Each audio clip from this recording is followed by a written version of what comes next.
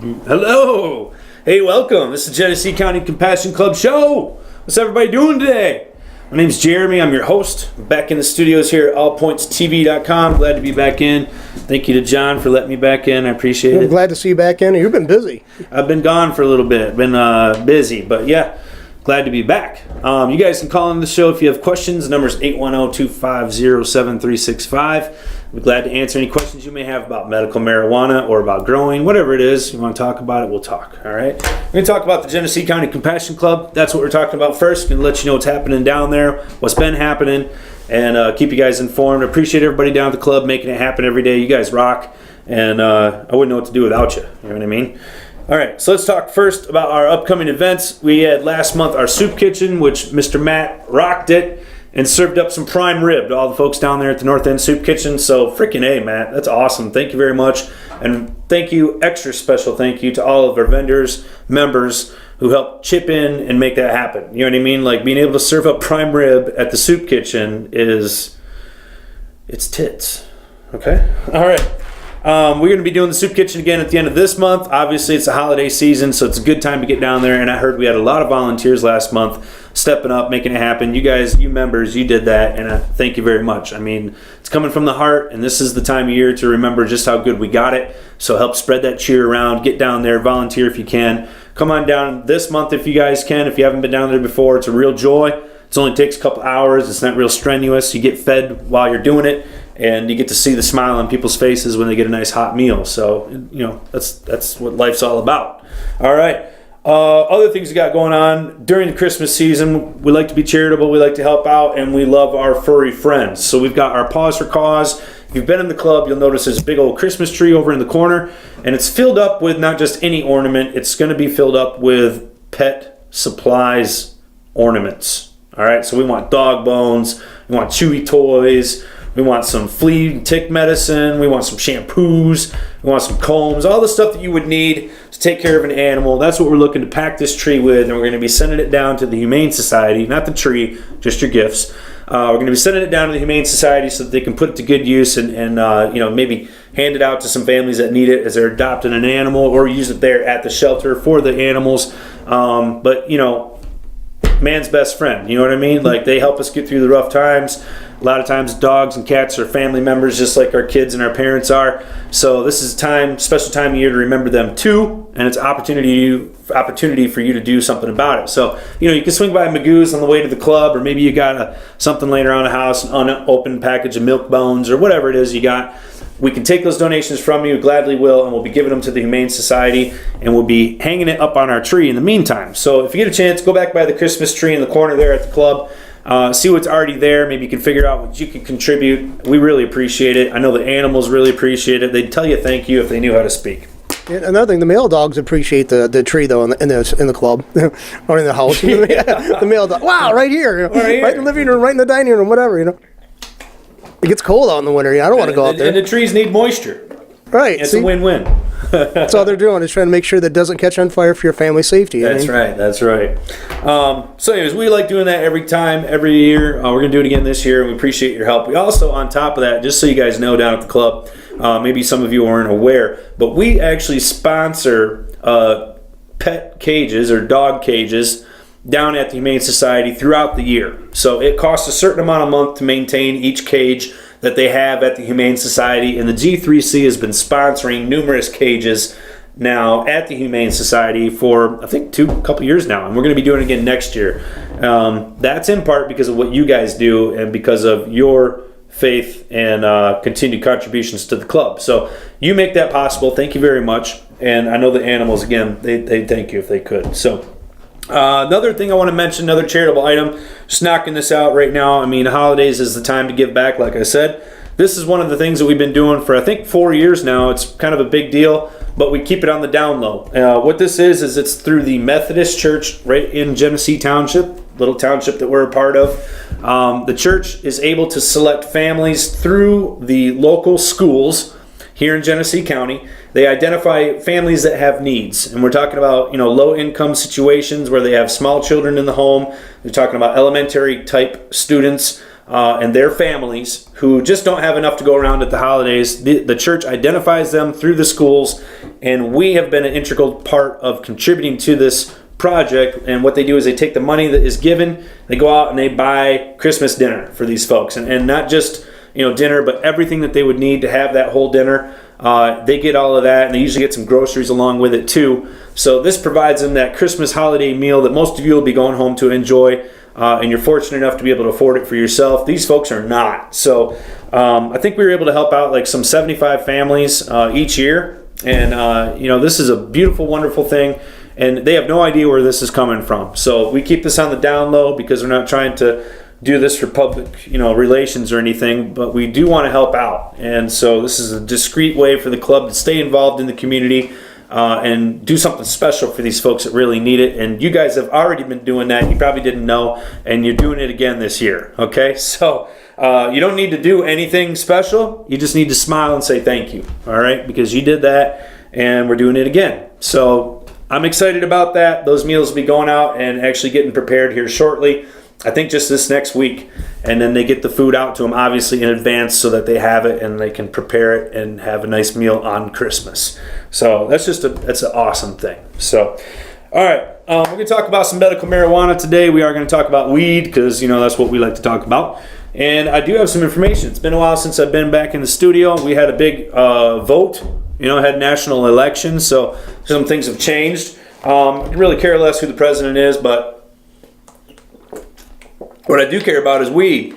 And I can tell you that 4 more states were added to the list of recreational marijuana. So if you're 21 and older, you can go to one of those 4 states now. Smoke one for yourself, smoke one for your neighbor.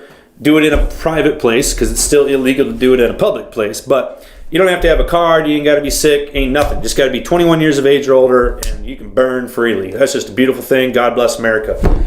Those 4 states are California, Massachusetts. Is that how you say that? I never got that right. Massachusetts. You ever look at the way it's written? I went, well, how to get? That's a hard word. I'm never going to get the East Coast accent, so I'm not even going to try. I just got to shove something up your nose. That's it. You got that real nose like honey.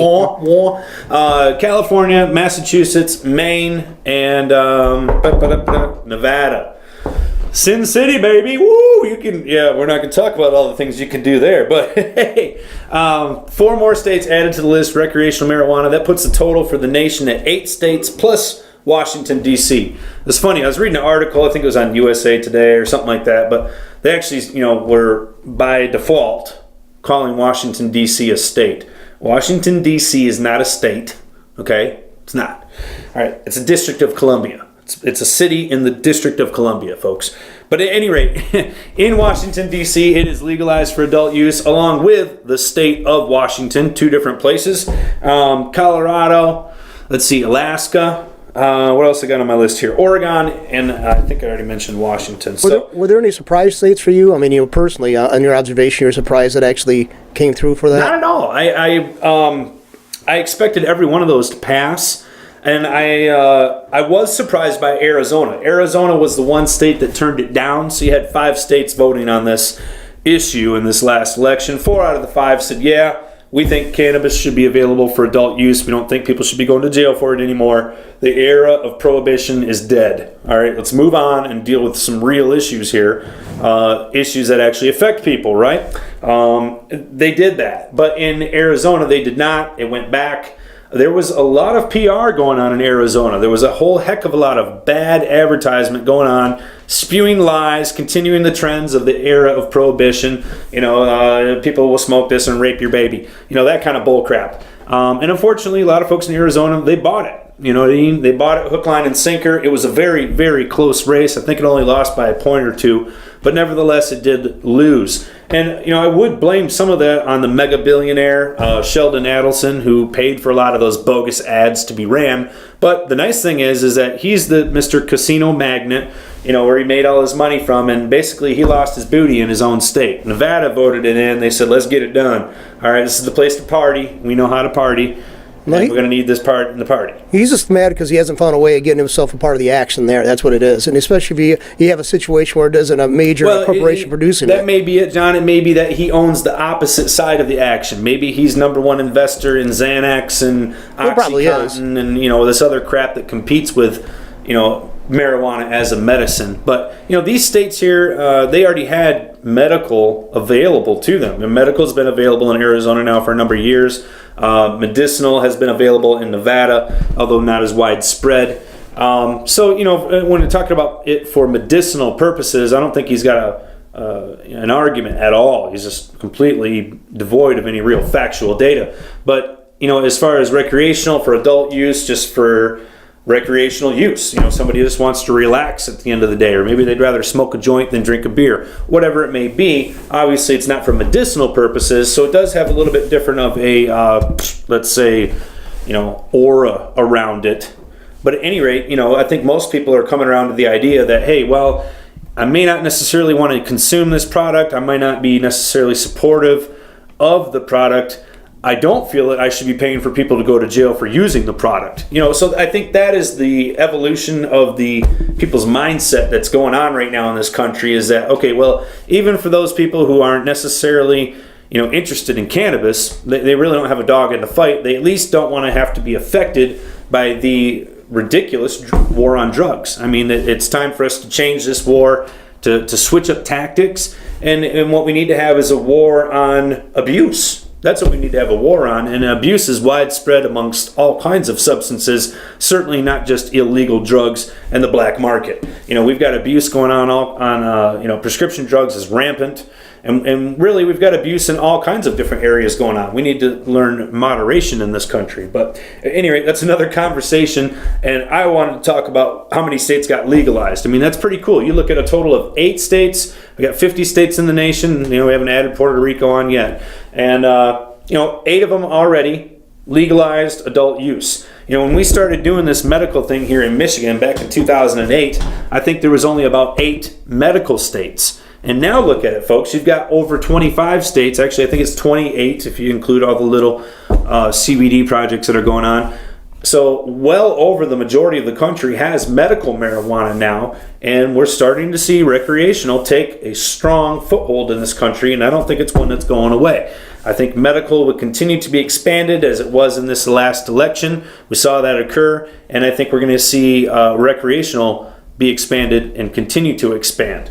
So that comes as no surprise. I know that a lot of folks right now are talking about the president-elect and the people that he's putting in his cabinet, such as like the new pick for the Attorney General. What about the new pick for the Department of Justice? These people are going to have influences on how the administration handles marijuana, whether it be for medical purposes or for recreational purposes.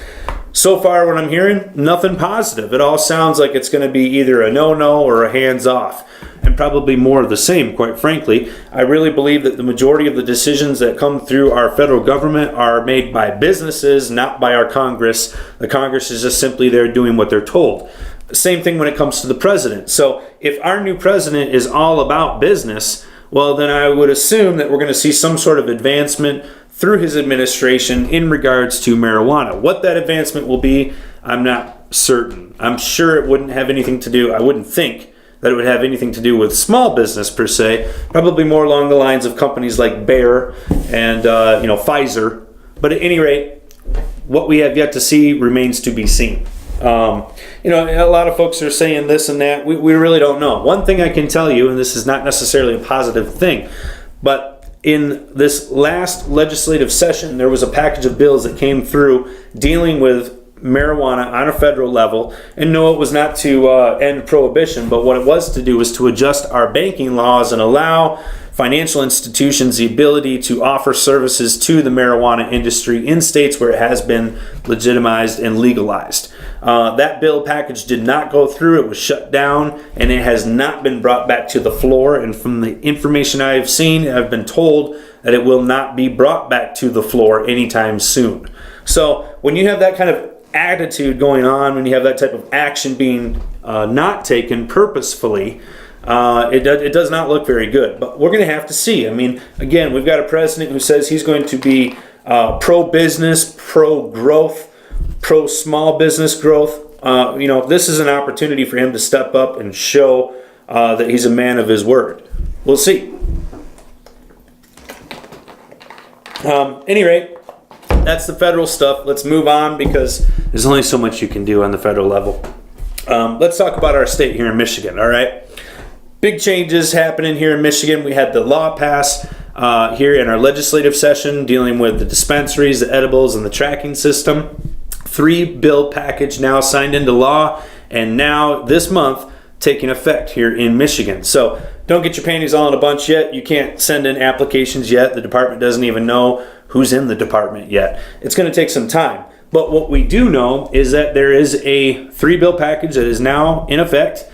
We know that Lara will be forming a new department, adding some new positions, and putting together a panel which will be basically forming all the laws, the rules, the applications, the who does who, the what does what.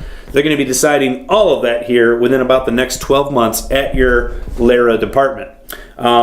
What we also know is that in that bill package, there was some specifics about other forms of cannabis that are now specifically provided protections in the law. And this does apply to our current patient caregiver population. So this is good news. It's not just for the big business guys out there that are looking to become the next, Meyer Gardens or whatever it is. This also applies to us caregivers and patients. And what I'm talking about are the other forms of cannabis, the non-smokable forms.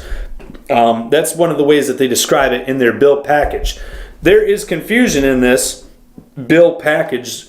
We have like our current law that they've been talking about since 2008 and all the gray areas that they just can't figure out. Well, guess what, folks? There's gray areas in the new bills as well. And so what you might be reading to you as black and white will be interpreted differently by someone else in another area. And we will have to go through the court process, the same kinds of processes that we saw since 2008 with our Michigan medical marijuana law. We're going to have to go through that same type of process over again with these new bills. Or there's going to be people finding out the hard way what they can and can't do. And so we're going to have to keep a track on that, and we're going to be letting you know how that goes. But one of the things that's been clear-cut is that the other forms of non-smokable cannabis are now officially, specifically legalized for your medicinal use. And what I'm talking about are things like edibles and topicals that would also be included. Other forms, it's basically stuff that isn't in flower form. Now, when I'm talking about interpretation, this is where it starts to get sticky. And most of you know what I'm going to lead into right now. And what I'm talking about is that in the law specifically provided protections for are 3 different forms of other kinds of cannabis that your legislators decided exist. So if we're going to take all of the different kinds of medical marijuana out there, and the first thing that we're going to do is say, all right, anything that is flower form goes over here. Everything else is over here. And then they lumped it down into 3 different categories. We've got solid, gaseous, and liquid. All right? So if you've got cannabis in one of those other forms, it's not in flower form, it's not going to be smoked, it's solid, gaseous, or liquid. If it's one of those 3 forms, then these new rules, this new law, 4210, if you want to talk about the bill number, the new edibles law applies to those forms. And so what we're going to need to do is to monitor our packaging and our weights, just like we always have had to. But we're going to be a little bit more careful now, and we're going to have to decide how this is going to work out. So here's where the questions come up, okay? So the first thing is that if it is in a solid form. All right, so we're talking about maybe like a hard candy, or maybe we're talking about like a brownie, some type of edible form. The rule for this is if it is 16 ounces, all right, so we're going by weight, then that equals 1 ounce of flower medicinal marijuana. In other words, bud form, not ground up white flour. Talking about flowers, okay? So get this, get your mind wrapped around this. You're allowed to have 2.5 ounces of flower form for every card, whether you're a patient or if you're a caregiver for your patient, you can have 2.5 ounces, right? To equalize that into another form, if you've got a solid form, which would be like, say, a brownies, you got a tray of brownies, you weigh it up at 16 ounces, that is now equal to 1 ounce of flowers. So that could be a good thing, that could be a bad thing when it comes for you keeping within your limits. You're going to need to make sure you are within your limits and that you're going to be producing and retaining the right amount so that you're legally safe, right? So 16 ounces equals 1 ounce of flour, and you can have 2.5 of those, right? So what would that be? 32 plus another 8. So you could have 40 ounces of brownies would equal 2.5 ounces of bud. That's it. I know a lot of you are probably thinking, well, okay, well, what if I put an ounce of weed in my brownies? Doesn't matter. We're going to weigh the brownies. All right? Some of you are thinking like, well, how do we know if this brownie is only a 1X and this one's a 3X? Doesn't matter. We're going to weigh them both and see what they weigh. 16 ounces equals 1 ounce of flour. So when they took this into account and they made this law, the high and mighty wise people that formed this up, that's what they came up with. Okay, so clearly they weren't experts in medical marijuana. Clearly they missed a few things.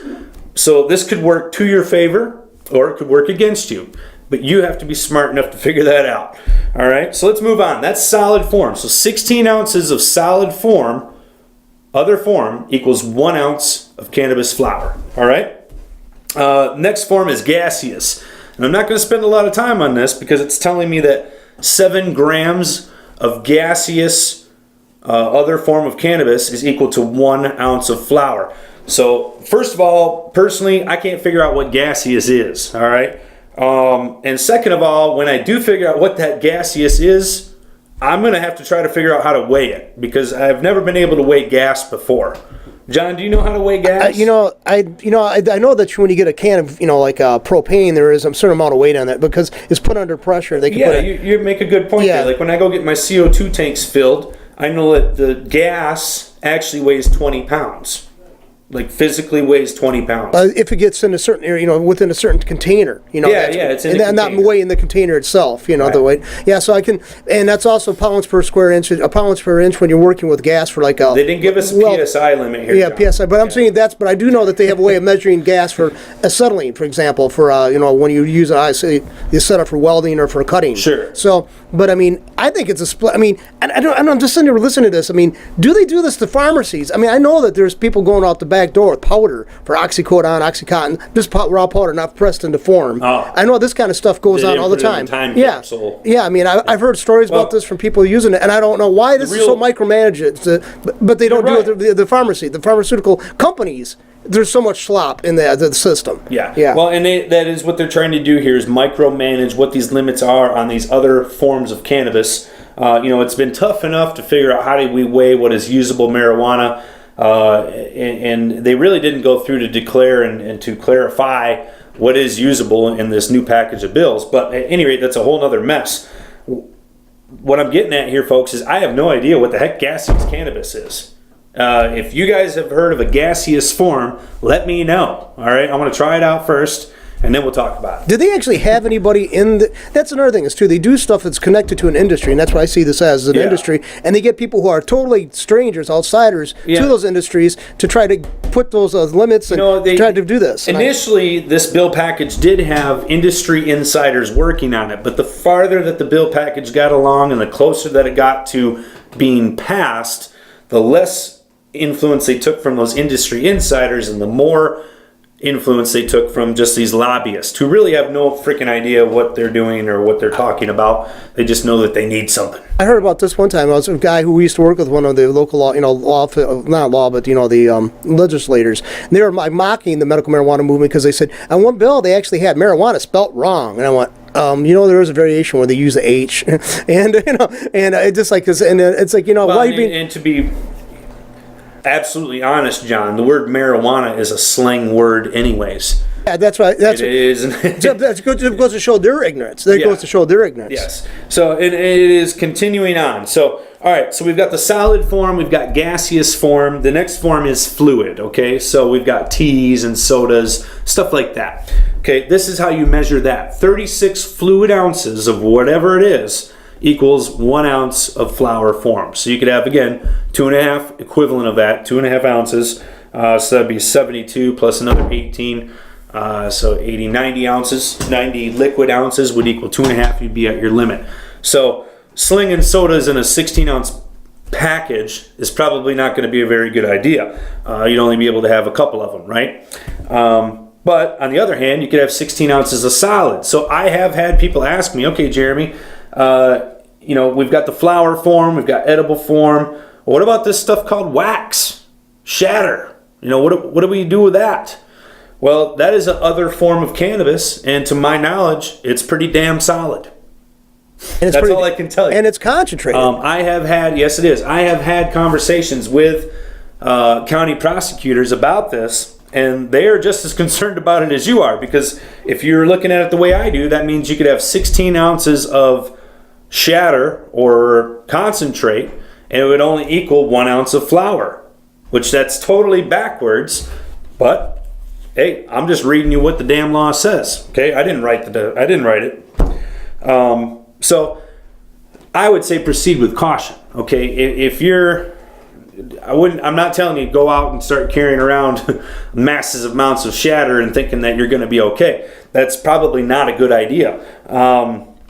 But this is what happens when, like what John just pointed out, you have government trying to micromanage something that they don't fully understand. And so when I mentioned that there are gray areas and there's going to be people going through trials and prosecutions to figure these issues out, this is going to be one of them, folks. Somebody's going to call this, and somebody's going to go to court to figure it out. So my recommendation would be stay with what looks sensible. Make sure you have your stuff labeled. Make sure you can show that you were using it for a medicinal purpose, that it was being used for you, yourself as a patient, or directly for your patient that you are a caregiver for. Those are the important things to keeping yourself protected. And, I think that if we try to,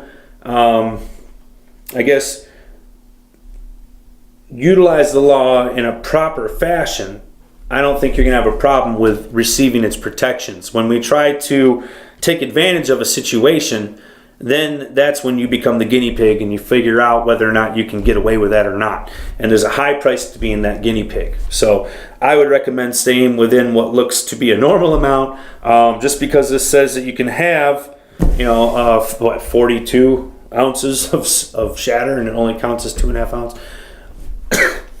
That's all it says. Be careful, okay? And somebody please tell me what the hell gaseous cannabis is, because I'm dying to try it, okay? But yeah, this is the new edible form. This is for other forms of cannabis. And one of the other things, if you look through 4210, it doesn't necessarily say that it has to be an edible or that it has to be a concentrate. It's saying stuff that is non-smokable. So there's another level of interpretation in saying, well, does shatter necessarily fit in the category of a solid form? That's going to be debated, okay? So again, we got to be careful about this. Again, it takes effect December 20th. That is the effective date, so it's coming up here real soon.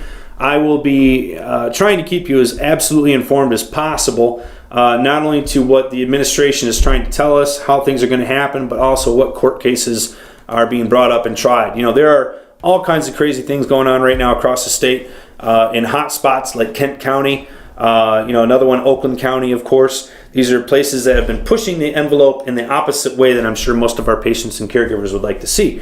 In other words, limiting their freedoms and protections, and in unfortunate cases, prosecuting them through the process. We have to really take a look at these and be careful, okay? Because we don't want to have our members ending up as the guinea pigs. So when we get into conversations about what you can legally carry and so on, of course, the original law has not changed. It is still 2.5 ounces of usable dried cannabis per card, essentially. And if you do have other forms of cannabis, I'd recommend that you do have a label on there of what it is, how much is there, who it belongs to. There are a lot of folks out there asking me, saying, hey, Jeremy, what about the new tracking system? Do we have to have the labels to identify all of the things that they're mentioning in that bill? This is one of those things where we have to figure out, probably by interpretation through law enforcement, whether or not that portion of the law applies to caregivers and patients that have already been in the program since 2008, or if this only applies to the newly created and newly future soon to be licensed facilities or transport companies that might be moving around for the facilities. So we have yet to see how are these bills going to be applied, who they're going to be applied to, and of course what the interpretation of the bills will ultimately be once they move through the court systems. And you know, things like this, they're going to take a couple years to figure out. It's going to be a year before the program's actually up and running, even though it takes effect here on December 20th. It's going to be another full year, most likely, before the program is actually even sending out applications. So this is going to be a long process, and we're probably going to see some sort of legislative changes in regards to marijuana in our state before these changes are even decided, before they're even figured out. I do want to say one more thing before we wrap up the show this week. There is still some legislation being kicked around in our lame duck session here in Michigan as we speak. One of the bills that's being thrown around by our beloved Senator Jones is a landlord protection item, and that's how it's being phrased to your legislative body, is that this is a protection being provided for landlords against these horrible medical marijuana people. And what it is it's basically carte blanche permission for a landlord to end leases, kick tenants out at their will, simply because of the fact that they're a medical marijuana card holder. And I think that's preposterous. We don't do that, folks, for people that are on prescription meds. I think that's discrimination at its finest. And I think that that kind of bill is preposterous, but it is in our legislative lame duck session right now. I believe it is SB 72. I might not have that number perfectly correct, but you can look this up. It's landlord tenant bill. It's being put through the committees, and it may even come up for a vote here in the lame duck session. Our only hope is that they don't get to it in time and they all go have a Merry Christmas break and don't screw anything up any more than they already have. But if you have a moment, you might want to contact your local senator and let them know that this is not something we want to see. I know Jim Ananick would not mind hearing from you. He's a good man. The other senators that we have in the area, like Robertson, they need to have influence from our local voting population, not just from the Republican right or from the corporate pushers, whatever you want to call them. Pusher-mans. That's what pusher-mans are now. They wear suits and they call themselves CEOs. All right. Enough of me preaching. Guys, it's good to be back here. I'm glad to be in the studio. Glad to be sharing information with you guys. Glad to be a part of the G3C. We got some exciting things planned for this future for 2017. It's going to be a fantastic year. And I'm excited about it. I think medical marijuana is going to continue to expand. I know it's helping people's lives improve on a daily basis. It's a wonderful thing to see. So let's all keep looking out for each other. I hope you guys have a wonderful holiday season. I hope you're able to spend it with friends and family, the most important things in life. And give yourself a pat on the back for being one of the most awesome members of the memberships. That's you. That's you, G3C. All right, John, thanks for letting me be back here. All Points TV. It's good to be back. Love this place, man. You guys make it great. I love you, man. You guys have a great week. I'll catch you back here with more information on the Genesee County Compassion Club show. Happy holidays.